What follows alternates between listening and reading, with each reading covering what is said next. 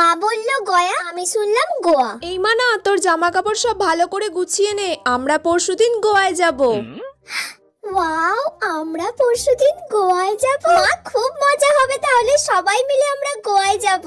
আসলে ওখানে গিয়ে তোর ঠাকমা তো মানত করেছে তোর দাদুর জন্য তপস্যা করবে। ঠাকমা দাদুর জন্য তপস্যা করতে গোয়া যাবে? মাথাটা তো খারাপ হয়ে গেল নাকি? তোর যা জামা কাপড় আছে সব গুছিয়ে নে। ও মা, আমার সব গোছানো কমপ্লিট। বাবা, গোছানো হয়ে গেল এক্ষুনি? কি কি জামা কাপড় নিলি? 3টে ওয়ান পিস নিয়েছি, 2টো শর্টস নিয়েছি, ব্যাস এইগুলোই নিয়েছি। এই মেয়েটার কি মাথাটা খারাপ হয়ে গেছে নাকি? ও গয়ায় যাবে, গয়ায় গিয়ে শর্টস পরবে, ওয়ান পিস পরবে। এইসব জামা কাপড় তুই কেন নিয়েছিস?